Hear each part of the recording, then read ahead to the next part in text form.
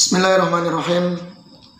Alhamdulillah hamdan katsiran thayyiban mubarakan fih kama yuhibbu rabbuna wa yardah.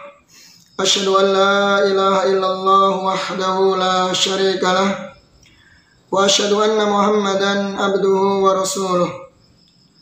Salawatu rabbi wa salamuhu wa barakatuhu alaihi wa ala alihi wa sahbihi ajma'in, amma ba'du.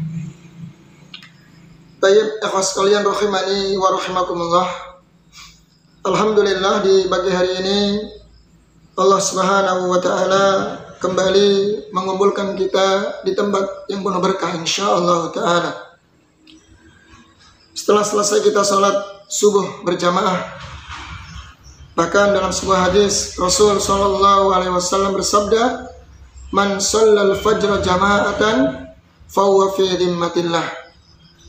Barang siapa yang salat subuh, salat fajar berjamaah, maka dia berada di tanggungan Allah, yaitu perlindungan Allah Subhanahu wa taala. Dari sini selayaknya seorang muslim jangan sampai meninggalkan salat subuh berjamaah. Jangan sampai. Usahakan untuk bangun di tepat waktu dan bisa melaksanakan salat subuh dengan berjamaah. Baik, ikhwah, kita akan lanjut pembahasan kemarin, yaitu Syekh di sini memberikan penjelasan tambahan tentang sikap, adab atau perangai yang harus dimiliki oleh seorang thalibul ilmi, syarah dari hadis Jibril. Taib qal, kata beliau di sini, zakatul ilmi sadian bil haqqi ammarun bil ma'ruf naha'an anil munkari. Jadi seorang talibul ilmi harus tahu bahwa ilmu itu ada zakatnya. Sebagaimana harta, ya, orang yang memiliki harta ada zakatnya, wajib mengeluarkan zakat jika terpenuhi nisab dan masa haul. Ya, begitu pula dengan ilmu. Ketika seseorang memiliki ilmu, maka ada kewajiban menzakatkan ilmunya. Apa itu? Shadi'an bil haqqi. Jadi dia harus gemar menyuarakan kebenaran, menyampaikan kebenaran. Ya, semangat gemar menyampaikan kebenaran. Artinya tidak membiarkan ya sebuah kemungkaran. Sesuatu yang dibenci oleh Allah Subhanahu wa taala dan Rasulnya, maka wajib kita meluruskan. Imma perkara maksiat, kesyirikan maupun kebid'ahan atau kekufuran. Ammarun bil ma'ruf, itu memerintahkan, mengajak kepada perkara yang ma'ruf. Ya, memerintahkan kepada perkara yang ma'ruf. Jadi ilmu itu, orang yang memiliki ilmu itu tidak boleh egois. Ya, ketika dia punya ilmu, maka ada kewajiban untuk mendakwahkannya. Sebagaimana dulu kita telah bahas di awal pembahasannya. Kata Syekh, "I'lam rahimakallah annahu yajibu alaina ta'allamu arba'i masail. Al-ula al-ilmu wa huwa ma'rifatullah wa ma'rifatu nabiyhi wa ma'rifatu dinil Islam bil adillah. As-saniyah al-amalu bihi." Ya, al-amalu bihi. As-salisah ad-da'watu ilaih. Ar-rabi'ah as-sabru 'alal adha fihi. Jadi setelah kita berilmu, kemudian kewajiban kita apa? Mengamalkan ilmu dan wajib mendakwakan ilmu. Ya, seorang tidak boleh egois. Ilmunya mau disimpan sendiri tidak, maka wajib menyampaikan kepada yang lain. Naha'an anil munkar. Dia harus punya sikap tegar dalam mencegah dari perkara yang mungkar. Jadi melarang, mencegah dari perkara yang mungkar. Gemar amar ma'ruf nahi mungkar dan mencegah dari perkara-perkara yang mungkar. Muwazinan bainal masalih wal mudhar, yang dia bisa menimbang antara maslahat dan mudarat. Namun perlu diperhatikan, ya, kata Syekh di sini, nah, kita punya kewajiban amar ma'ruf nahi mungkar, namun harus bijaksana dia harus perhatikan, harus bisa menimbang antara maslahat dan mudarat. Jika pengingkaran kita kepada kemungkaran, ini tekan, jika kita mengingkari sebuah kemungkaran justru menimbulkan kemungkaran yang lebih besar, maka hukumnya haram. Maka cukup kita ingkari dalam hati. Ini kaidahnya. Ya, karena tujuan ingkarul mungkar tidak tercapai.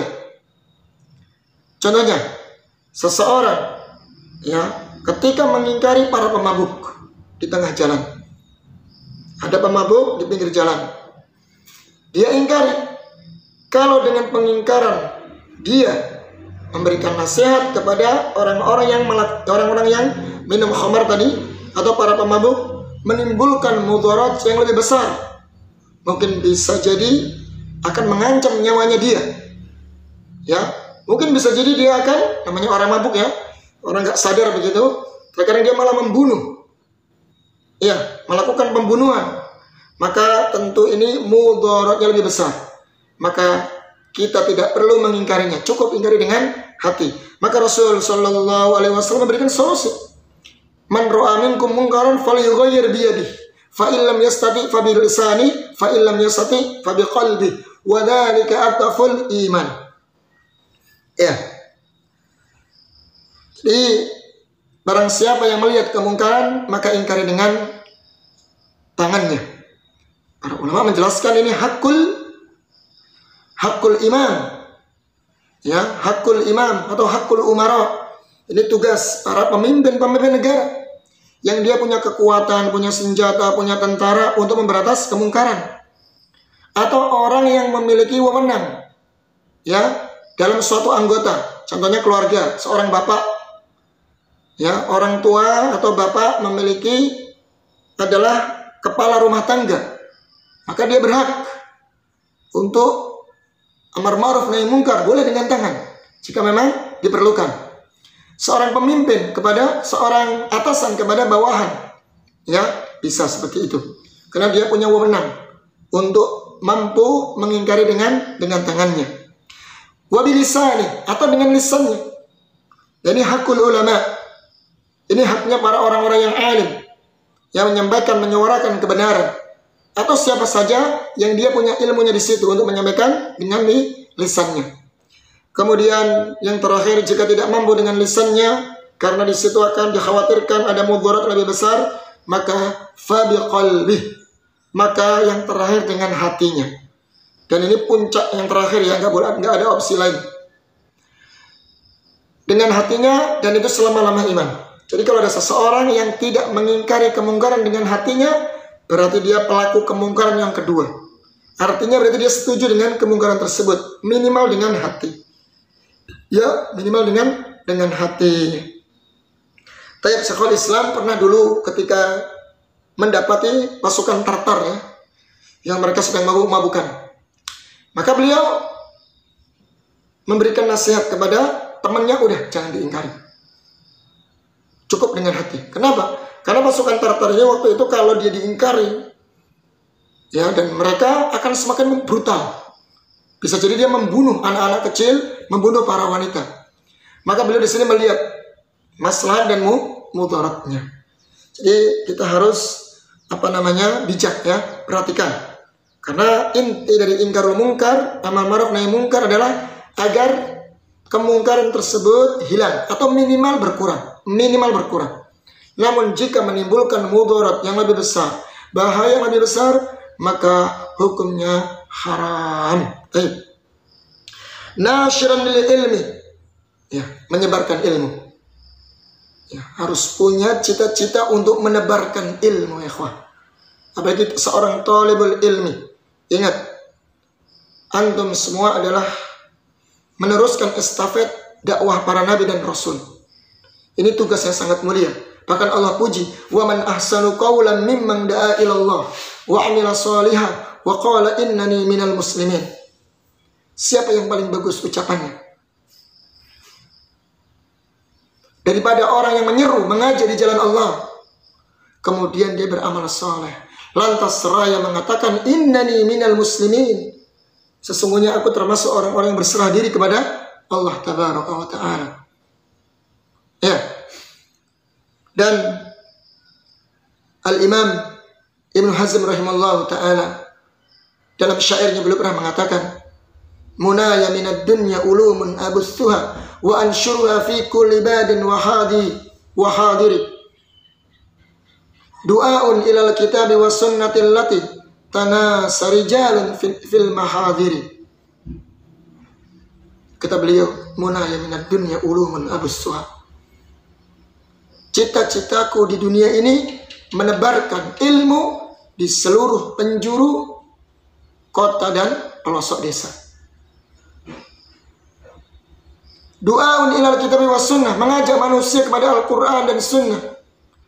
Allati tanasarijalun fil mahadir, yang banyak dilupakan oleh kebanyakan manusia di zaman sekarang. Itu di zaman beliau, Ibnu Hazm. Lantas bagaimana di zaman sekarang? Orang sudah tidak peduli lagi dengan urusan dunia, urusan apa? Urusan agamanya. Apalagi kecemburuan terhadap agamanya. Maka tugas siapa lagi kalau bukan kita semuanya yang tahu tentang ilmunya. Baik. Wa hubbin naf'i, suka memberi manfaat kepada orang lain. Ya, cinta agar orang lain mendapatkan manfaat dari apa yang kita miliki dari ilmu. Rasulullah SAW mengatakan apa? Khairukum anfa'uhum linnas. Sebaik-baik kalian adalah orang yang bisa memberikan manfaat kepada orang lain. Khairukum anfa'uhum linnas. Sebaik-baik kalian orang yang dapat memberikan manfaat kepada orang lain. Sedikit ilmu yang kita miliki, kita sampaikan kepada saudara kita. Ya, saudara kita memberikan manfaat kepada orang lain. Ingat ikhwah, hidup kita sementara. Ya, jangan sampai kita meninggalkan dunia dan kita tidak meninggalkan benih-benih atau bekas-bekas kebaikan kepada orang-orang yang generasi yang kita tinggalkan. Minimal ilmu yang kita sampaikan bermanfaat untuk mereka. Baik. Wa badlil hajah wasyafa'ah, dan mencurahkan segala kemampuan. Kedudukan, kita punya kedudukan, punya kemampuan, curahkan. Wasyafa'ah, pertolongan. Ya, mencurahkan segala kemampuan, kedudukan, mungkin punya jabatan, maka gunakan jabatan tersebut untuk memberikan manfaat kepada orang lain. Untuk memberikan manfaat kepada orang lain dengan ilmu yang disampaikannya. Kayak orang-orang yang memiliki jabatan, ya, kami mohon untuk bisa memberikan manfaat kepada orang lain. Karena kepada siapa lagi, ya, mereka bisa memanfaatkan kebaikan tersebut. Wasyafa'ah, memberikan pertolongan. Ya, syafaat artinya apa? Sebagai perantara, memberikan pertolongan. Ya, sebagai perantara kebaikan, menjadi kunci-kunci kebaikan, perantara kunci kebaikan. Asy-syafa'atul hasanah, ya, menjadi syafaat perantara kebaikan lil muslimin, kepada orang-orang kepada kaum muslimin. Nah ini, ya, menjadi kunci kebaikan, menjadi pintu kebaikan bagi segenap kaum muslimin. Fi nawaibil haqqi wal ma'ruf, dalam membantu mereka, ya, dalam membantu mereka ketika mereka tertimpa sebuah kesulitan atau musibah, ya, dalam membantu mereka ketika mereka tertimpa musibah atau kesulitan, ya, dalam rangka menegakkan al-haq wal ma'ruf, menegakkan kebenaran dan kebaikan. Ini, ya, ini sikap perangai yang harus dimiliki oleh seorang talibul ilmi. Tapi ikhwah, kemudian selanjutnya kata Syekh di sini, al-izzatu, seorang talib harus punya sikap izzah, wibawa, harga diri. Jangan sampai dengan ilmunya dia merendahkan kepada orang lain, yang meminta-minta kepada orang lain sebagai penjilat. Ilmunya dijadikan apa? Batu loncatan untuk menjilat. Nauzubillah. Ya, harus punya izzah. Dia memakai mungkin handphone atau pakaian dari hasil usaha dia sendiri, tidak mengandalkan dari jamaahnya. Ya, mengandalkan dari jamaahnya, atau bahkan meminta-minta kepada orang lain. Dia berusaha bekerja. Makanya seorang talib diusahakan untuk bisa bekerja, mencari nafkah sendiri, agar tidak mengandalkan siapa? Kepada jamaahnya. Dia bisa membeli handphone sendiri lewat harta yang dia dapatkan dari bekerja tersebut. Dia bisa membeli pakaian dengan harta dia sendiri, sehingga dia punya izzah di mata umat, di mata manusia, di mata masyarakat. Kemudian siyanatul ilmi, berusaha menjaga ilmu. Bagaimanapun kondisi fitnah yang sekarang kita dapatkan, subhanallah ya, fitnah sekarang banyak sekali. Ketika kita keluar rumah, banyak fitnahnya, fitnah dunia, wanita dan yang lainnya. Fitnah dunia, contoh-contohnya banyak sekali ya. Lihat mobil yang terbaru terkena fitnah, jadi pingin ya kan. Lihat motor yang terbaru, jadi pingin. Lihat iklan-iklan ya, properti maupun HP dan yang lainnya, jadi terkena fitnah. Belum nanti fitnah wanita, pakaian wanita yang terbuka auratnya. Nah ini, maka seorang talib harus bisa menjaga ilmunya, bisa menundukkan pandangannya, ya, menundukkan pandangannya. Al-mudaratu lal mudahanah, bersikap sopan, bersikap lemah lembut dan sopan santun. Lal mudahanah, tidak mudahana. Mudahana itu pura-pura, ya, menampakkan sesuatu yang bukan pada hakikatnya, artinya pura-pura. Merasa pura-pura baik kepada orang lain, tapi apa? Justru dia melakukan dosa dan maksiat. Makanya Imam Qurtubi pernah mendefinisikan kalimat mudahana, yaitu apa? Tarkus shalah, ya, tarkus shalah, dia meninggalkan kebaikan, ya. Tarkuddin, apa? Tarkuddin li sholahid dunia. Dia meninggalkan agamanya demi untuk meraih keuntungan dunia. Dan ini banyak sekali. Sebagai contoh, ada seorang yang bergaul dengan orang-orang kafir, atau dia bergaul kepada orang pelaku maksiat, ya, padahal dia mampu untuk mengingkari kemaksiatannya atau dosa yang mereka lakukan, namun dia justru ikut serta di situ, mudahana, berpura-pura, menjadi penjilat di situ, karena untuk mendapatkan keuntungan duniawi. Itu mudahana, bersikap pura-pura, ya, sampai mengorbankan agamanya demi untuk keuntungan dunia dia. Bergaul dengan pelaku bid'ah, ikut serta dalam rangka upacara kebid'ahannya, biar nanti tidak dikatakan apa? Tidak disebut Wahabi barangkali. Atau bergaul dengan orang-orang pelaku kesyirikan, sehingga ikut serta dalam kesyirikannya, padahal dia mampu untuk mengingkarinya.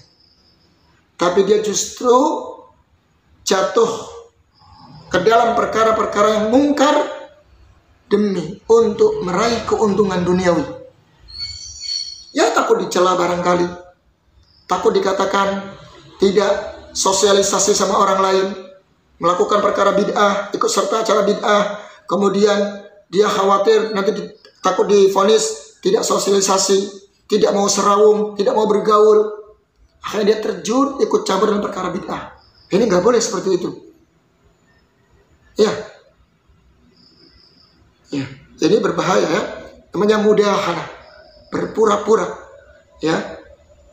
Jadi dia menampakkan sesuatu yang itu berlawanan dengan hakikatnya, padahal dia mampu untuk mengingkari sebuah kemungkaran, namun dia justru meninggalkan kemungkaran, dia tidak berani meninggalkan kemungkaran tersebut karena ada keuntungan duniawi.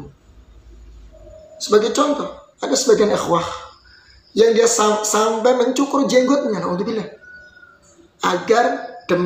agar dapat diterima di perusahaan tersebut. Ini nggak boleh, ikhwah. Kita berkorban, dia mengorbankan agamanya sampai cukur jenggot, ya, agar apa? Bisa diterima di perusahaan tersebut. Ini nggak boleh. Dia mengorbankan agamanya demi urusan duniawi. Cari kerja yang lain. Banyak pekerjaan yang lain selain di perusahaan tersebut. Atau seorang mahasiswi, dia menanggalkan jilbabnya agar bisa bergaul dengan teman-teman kuliah yang lainnya, teman-teman mahasiswi yang lainnya. Karena kalau pakai jilbab, pakai cadar, mungkin barangkali tidak ditemani. Maka dia rela meninggalkan jilbabnya demi untuk mendapatkan sosialisasi di tengah-tengah kawan-kawannya. Nah, ini tidak boleh seperti ini ya, namanya mudahana, berpura-pura acuh terhadap kemungkaran, ya padahal dia tahu bisa mengingkari kemungkaran tersebut, tapi tidak beralasan dengan alasan agar mendapatkan urusan duniawi. Nah, ini seorang talib nggak boleh seperti ini, punya sikap seperti ini. Ya, aib bagi seorang talibul ilmi. Dia harus gemar menyuarakan kebenaran, gemar menyampaikan al-haq, gemar mengingkari kemungkaran. Baik. Tarkut ta'alumi wat tasaddur qabla ta'ahul. Meninggalkan sikap pura-pura sok tahu, sotoy gitu ya.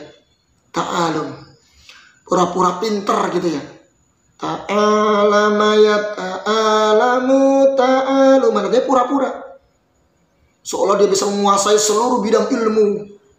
Dia keluarkan semua ilmunya. Nanti orang agar memandang dia seorang yang alim. Nah, ini berbahaya. Biasanya orang-orang yang baru belajar ini. Kata Imam Syafi'i apa? Al-ilmu ala salasati masyabir. Ilmu ada 3 tingkatan. Wa man dakhala fil ula istakbar. Barang siapa yang masuk di tingkatan pertama maka dia akan sombong. Wah, merasa paling pinter, pol ya. Wa man dakhala fis tsaniyah tawadhu. Namun kalau dia terus belajar dan belajar, masuk di tingkatan yang kedua, maka semakin tawadhu.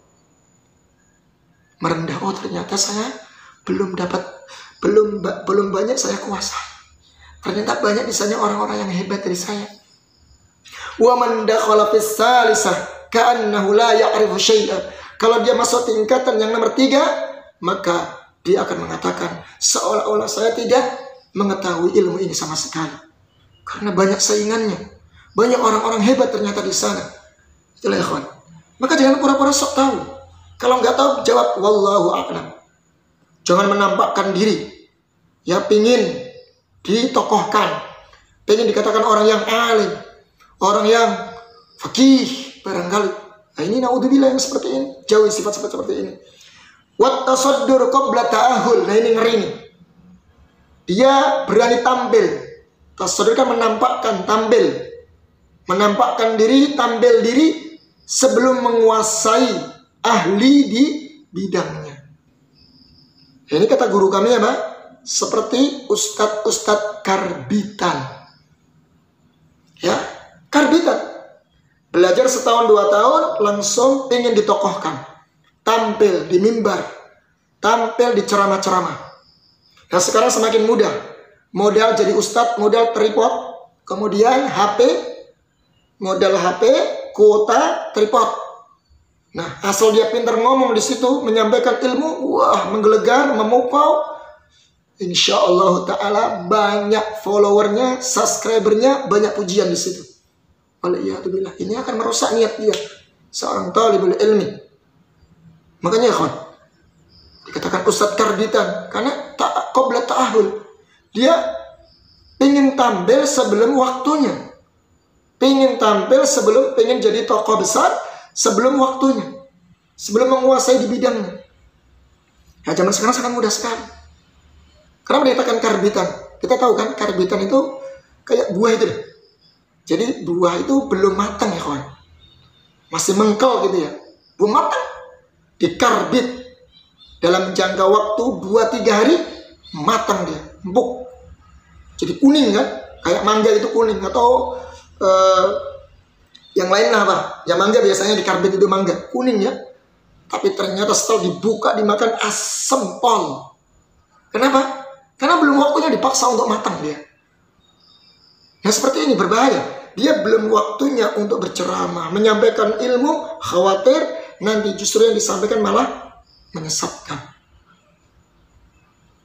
Nah, ini banyak sekali yang seperti ini. Makanya kawan ya, kita harus hati-hati. Kita berusaha menjaga niat ya dalam segala hal. Ini ya. Makanya kata Imam Ibnu Jauzi rahimahullah ta'ala mengatakan, maqamul alim indal awam idza sa'idal mimbar. Perhatikan kalimat ini. Kedudukan orang yang alim di sisi orang-orang awam ketika dia naik mimbar. Ingat ya, patokan orang awam, masyarakat umum itu apa? Yang penting dia naik mimbar, dia jago ngomong, orasinya luar biasa, oratornya luar biasa, ya, bisa menyusun kalimat-kalimat yang indah, itulah seorang yang alim. Padahal ilmunya nol. Itu kan Ibnu Jauzi. Di zaman dulu ya, seorang dikatakan yang alim, yang layak diambil ilmunya, itu rekomendasi dari seorang al-alim, guru-gurunya lagi. Seorang alim, seorang fuqaha, seorang faqih. Nah, kemudian cari ulama di zaman itu. Tidak sembarangan kemudian main jadi ustadz sendiri. Ya, sekarang artis jadi ustadz. Artis ya ikhwah. Padahal dia baru hijrah dari dunia gelap, dunia maksiat. Kemudian diangkat jadi ustadz. Padahal kan yang seharusnya dia harus belajar agama yang benar. Baru nanti kalau sudah dilakuin ilmunya, keilmuannya, baru dia bisa berdakwah. Bukan kemudian hijrah, artis hijrah, lantas dia berceramah jadi seorang ustaz. Ini juga berbahaya. Baik, langsung saja. Mauqifuka man wahmi alimin min wahmi alimin. Mauqifuka min wahmi alimin. Jadi kita harus punya sikap, ya, sikap terhadap kesalahan orang yang alim. Kita nggak boleh menjatuhkannya. Sikap kita bagaimana kepada orang yang alim. Kalau ada guru kita atau orang-orang yang telah menyampaikan ilmu kepada kita, orang yang alim, maka jangan sampai kita menjatuhkan kehormatannya. Kita jangan sampai menjatuhkan kehormatannya. Minimal kita meluruskan dan memberikan nasihat. Wa khilafil ulama, dan bagaimana sikap kita dalam menyikapi atau menghadapi perselisihan para ulama. Sebagian ikhwah terkadang lucu ya. Ketika mendapati khilaf, silang pendapat di kalangan para ulama, dia sudah dibangun di atas taklid, sehingga dia berusaha keras membela pendapat ulama yang dia jagokan, ya, ulama favorit dia, mati-matian, dan menjatuhkan pendapat ulama yang lainnya. Ini ada ya kawan, terjadi yang seperti ini. Contoh, dulu kita sering ya, biasanya madhab zahiri dengan jumhur sering khilaf dalam masalah fikih. Jumhur dengan zahiri. Zahiri dari Dawud al-Zahiri, Ibnu Hazm biasanya. Itu dari pendapat Ibnu Hazm dan Dawud al-Zahiri. Dan pendapatnya siapa? Jumhur ulama. Ini sering silang pendapat ini. Ada yang fanatik terhadap pendapatnya jumhur, sehingga dia menentang habis-habisan pendapatnya zahiri. Ada yang dia zahiri, ya, dia megang pendapatnya, menjagokan pendapat zahiri, sehingga dia jatuhkan pendapat jumhur. Ingat ya kan, seorang talib nggak boleh seperti itu. Dia harus berusaha argumen-argumen, memahami, belajar. Ya, dia lihat argumen yang dipakai oleh pendapat jumhur apa saja, menganalisa itu ya. Kemudian pendapatnya dipakai oleh zahiri apa saja, coba dilihat pendapat-pendapat mereka. Kenapa mereka mengatakan berpendapat seperti ini? Kenapa jumhur pendapat seperti ini? Zahiri seperti ini? Apa argumen mereka? Coba kita timbang, kita muqaranah, kita bandingkan. Lantas kita pahami, apakah dalil yang mereka pakai sahih dari Al-Quran dan Sunnah? Apakah dalil yang pakai ini jumhur juga sahih? Kalau sahih, coba kita kompromikan di antara dua pendapat ini. Baru nanti kita tarjih. Begitu ya. Jadi tidak kemudian sudah fanatik terhadap suatu madhab atau pendapat ulama, lantas kemudian kita hantam pendapat yang lainnya. Ini sangat lucu. Ini dulu banyak yang seperti ini. Maka kita harus bijaksana melihat bagaimana khilaf para ulama. Tapi ikhwan, daf'u syubhati, dia harus meluruskan syubhat, membantah syubhat. Syubhatnya para penghuni, para kuburiyun, berusaha meluruskan. Syubhatnya para pelaku kesyirikan, syubhatnya para pelaku bid'ah, usahakan bisa untuk meluruskan. Ya, membantah syubhat, meluruskan syubhat. Karena syubhat, kenapa dikatakan syubhat? Karena liyushbihul syubh, artinya menyerupai, ya.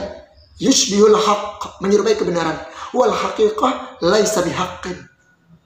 Namun hakikatnya dia tidak benar, tidak betul, tidak hak. Hanya syubhat, menyerupai.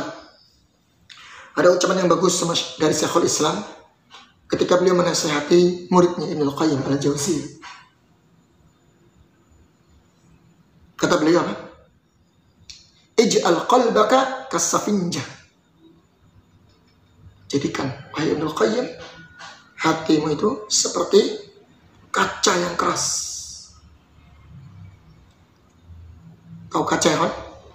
Kaca itu. Jadi kaca yang keras, nggak gampang terkena syubhat. Jadi kalau sedikit kotor, tinggal dilap, jadi bening lagi. Kaca yang bening, yang bersih, keras, kuat, bersih. Kalau ada syubhat, debu-debu yang menempel, tinggal dilap, set, bersih.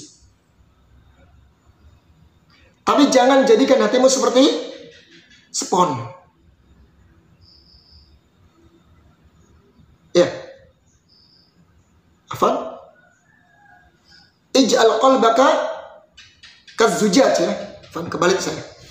Jadikan hati kamu seperti kaca. Kaca yang keras tadi saya katakan ya. Kalau ada debu tinggal dilap. Wala tajal qablaka kasafinja. Dan jangan jadikan hatimu seperti spon. Tahu spon ya? Buat cuci piring itu. Busa, spon. Itu kan gampang menyerap kotoran. Diserap. Nah, hati kalau gampang menyerap kotoran, syubhat, ya, rusak hati itu. Kalau dia jadikan hati seperti kaca yang kuat, yang kokoh, maka akan mudah dia tepis, dia hapus syubhat. Ya, itu Syekhul Islam kepada Ibnu Qayyim. Kata beliau, wal qalbu dha'ifah wasyubhatu khattafah. Sedangkan hati itu sangat lemah dan syubhat senantiasa menyambar-nyambar. Baik.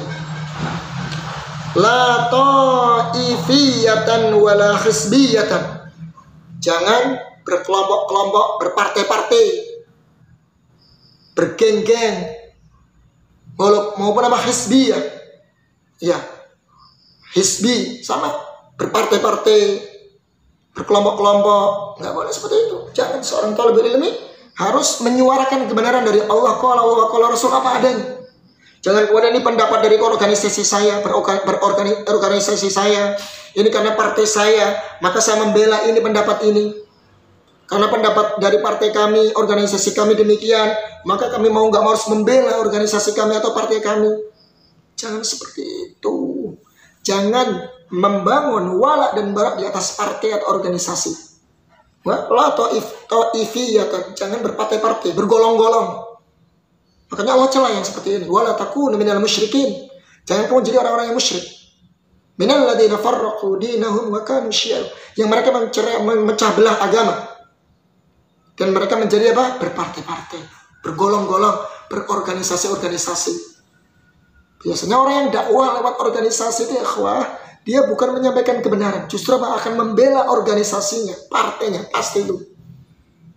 Makanya orang harus bersifat netral. Kalau Allah, kalau Rasul sampaikan. Apapun, ya, mau bertentangan dengan organisasinya, partainya atau tidak, nggak ada urusan. Gitu ya. Yuqidul wala wal bara' 'alaiha. Yang dia jadikan apa? Ikatan wala dan bara di atas organisasi atau partai tersebut. Jangan, nggak boleh. Ya. Makanya kita sangat bersyukur sekali kalau mengenal manhaj salaf. Manhaj salaf nggak ada organisasinya, nggak ada partainya. Semua silahkan menyampaikan Al-Quran dan Sunnah sesuai dengan pemahaman para salaf. Nggak ada ketuanya, pendirinya, nggak ada. Itu Ahlus-Sunnah wal Jamaah Salafi. Ya, nggak ada partainya, nggak ada organisasi, nggak ada ketuanya, nggak ada pentolannya. Mohon maaf ya, bukan saya menyinggung kepada yang lain, tapi usahakan kita jangan berpartai. Karena yang seperti ini akan memecah belah kaum muslimin. Antara partai dengan partai akan saling membanggakan diri, sehingga bukannya kebenaran yang disampaikan, tapi apa? Hizbiyah, partainya yang banggakan. Minal ladzina farraqu dinahum syi'a kullu hizbin bima ladaihim farihun. Setiap partai, organisasi merasa bangga dengan apa yang mereka miliki. Oh ini loh, kami itu partai ini punya banyak rumah sakit, kami ini punya banyak sekolahan, ya kan? Kami itu banyak jamaahnya banyak. Yang satu bilang kami itu tempatnya, partai kami adalah ulamanya banyak sekali, kitab-kitabnya banyak. Ya kayak gitu akhirnya. Bukan agama yang disampaikan, tapi apa? Menonjolkan dan membanggakan partainya. Mungkin demikian ikhwah yang harus disampaikan. Mohon maaf atas segala kekurangan dan kesalahannya dari lisan maupun cara penyampaian, karena ini murni dari saya pribadi. Ya, bila ada benarnya hanya dari Allah Subhanahu wa Ta'ala. Billahi taufiq wal hidayah. Subhanakallahumma wa bihamdik asyhadu an la ilaha illa anta astaghfiruka wa atubu ilaik. Wassalamualaikum warahmatullahi wabarakatuh.